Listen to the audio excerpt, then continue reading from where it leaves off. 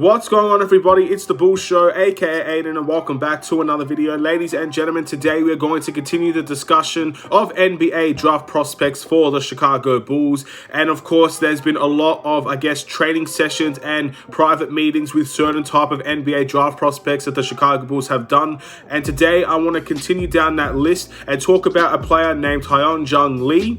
I will probably just call him Lee for short from now on, but he's a prospect for the Chicago Bulls. They have done, I believe, a private training session with, and I just want to discuss overall the positives and the negatives, and I guess why we are being talked about this type of player who is actually projected to go late in the second round, if not undrafted. So we're going to be talking all about these situations in this video.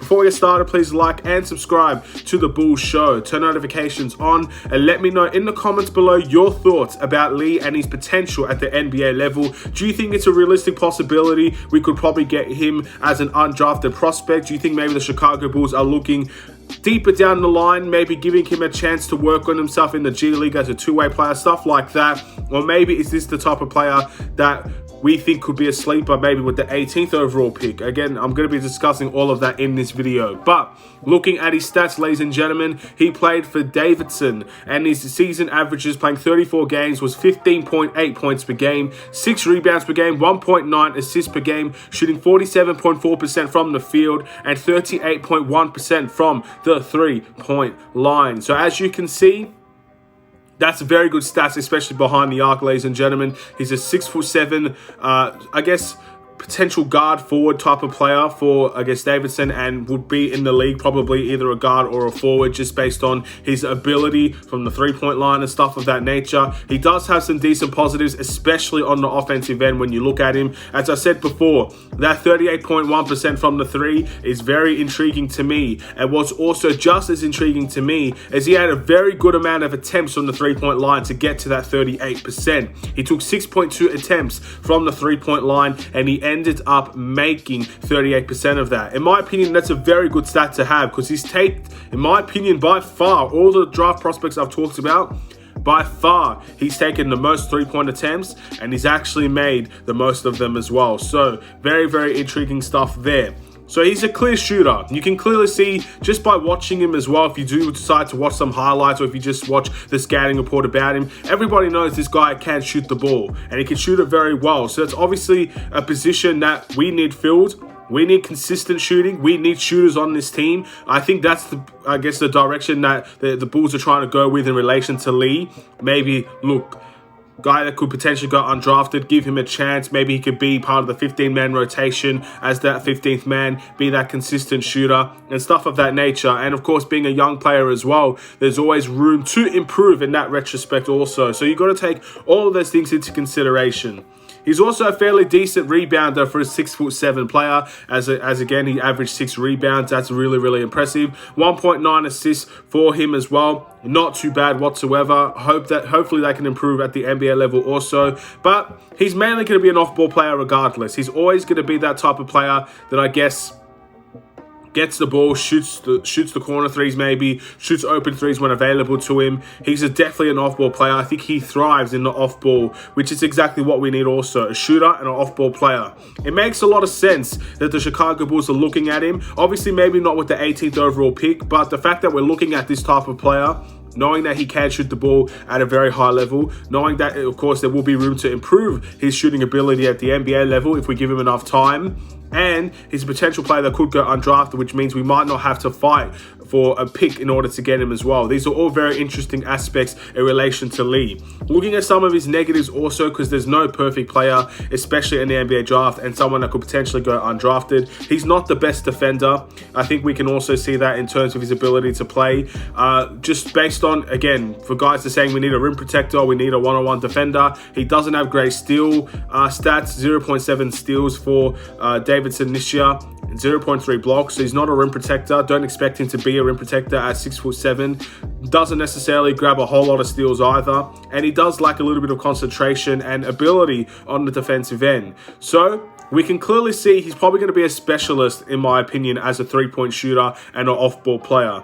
And these are the things that we, unfortunately, didn't have the best time as a Chicago Bulls team. We didn't have terrifically great off-ball players that can play without the ball and still make an impact on the scoring end. Maybe if it's on the rebound and the glass or it's cutting, whatever it is. We had a couple of guys that could do it, but not everybody else was really fluid in that way.